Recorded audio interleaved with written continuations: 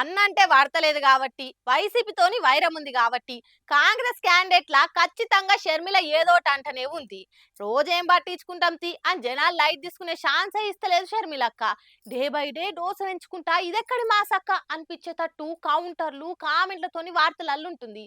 ఈసారి అయితే ఏకంగా జగన్ దేశం విడిచిపోతందుకు తయారైతుండ అనుకుంటా గిట్ల మాట్లాడుకొచ్చింది.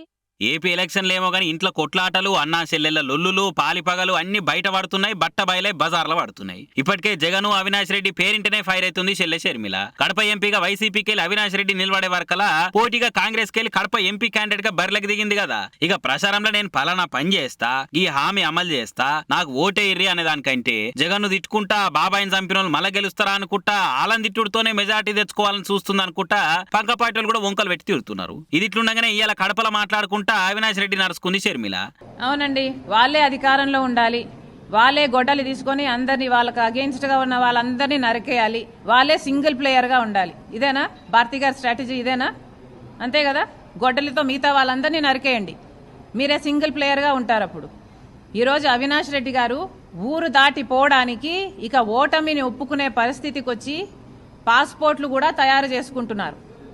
ఆయన ఊరి దాటిపోవడానికి ఎలా అయితే నేను తప్పించుకొని పోగలను, నేను ఓడిపోతే నా అరెస్ట్ ఖాయం అన్న పద్ధతిలో ఉంది వాళ్ళ పరిస్థితి. ఇప్పుడు ఓడిపోతారన్న భయంతో ఊరు దాటి పారిపోయేందుకు తయారైతున్నారు, పాస్పోర్ట్లు కూడా రెడీ చేసుకుంటారని చెప్పుకొచ్చింది. అక్క ఈటితోనే ఆగలేదు, ఎంపీగా ఓడిపోతే అరెస్ట్ తప్పదన్న భయంతో నుండు అవినాష్ రెడ్డి వాళ్ళే సింగిల్ ప్లేయర్ గా ఉండాలని వైఎస్ భారత్ ఆలోచన. ఓ పని చేయర్రి, గొడ్డలతోని కడమలందరూ నరికేయ్రి, అప్పుడు మీరు సింగిల్ ప్లేయర్లు అవుతారు అనుకుంటా గరమైంది. అయ్యో, ఓట్ల ప్రసారమేమో గాని నరకుడు కొరుకుడు గొడ్డళ్ళు పరార్లు ఇవే ముచ్చట్లేని వస్తున్నాయిగా మొత్తము అని అనుకుంటే ఏపీ రాజకీయాలను చూస్తున్న జనాలు జర గట్టిగానే గులగబట్టారు. మరి ఆయనతో రిజల్ట్ వచ్చినాక ఓడిపోయినవన్న కోపంతో పక్క పార్టీలను ఇంకెంత తిడతారో ఎంత టార్గెట్ చేస్తారో ఏమో మళ్ళా 5 ఏళ్ళు. కాన్ఫిడెన్స్ అంటే పాల్ సార్దే పొర్రి. పబ్లిక్ పట్టించుకోరని తెలిసిన, మీమ్స్ వేసి పతాలను పల్సగా చేస్తారని తెలిసిన, ఏపీ ఎలక్షన్లలో ఎంపీగా నిలబడ్డా ఆయన గుర్తేందో ఎవ్వరికి గుర్తులేదని కూడా తెలిసిన, ప్రచారంలో మాత్రం జోరు చూయిస్తుండు. తీరొక్క గెటప్లతోని సోషల్ మీడియాలో సందడి చేస్తుండు. ఇగో ఈ అలగిట్లా విశాఖ ఎంపీ క్యాండిడేట్ గా నిలబడి కుండ గుర్తుకు ఓటేయరు అనుకుంటా బానే తిరుగుతుండు కదా పాల్సారు. మొన్న జాలరి గెటప్ తోని వారెవ్వా అని అనిపించిండు కదా. ఇక వల పట్టుకొని నన్ను గెలిపిస్తే ఏమేం చేస్తా అని చెప్పుకుంటా ఓటర్లకు వలేసుకుంటా ఓట్లు ఒల్లేసుకునే ఉపాయం చేసిండు. ఇక ఇలా ఇంకా వెరైటీగా ఇగో ఇట్లా తాటి ముంజలు కొట్టుకుంటా తగ్గేదేలే అని చూయించిండు. అలవాటున్నట్టు బాగానే కొడుతురు కదా సార్ ముంజలు. లైఫ్ లో తాటి చెట్టు ఎక్కలేదు, ఎప్పుడు కొట్టలేదు, అయినప్పటికీ 30 సెకండ్లలో కొట్టా. ఏ పనైనా మనకు సాధ్యమే. పల్లె నుండి ప్రపంచానికి వెళ్ళాను, ప్రపంచం నుంచి పల్లెకి ఎందుకు వచ్చాను.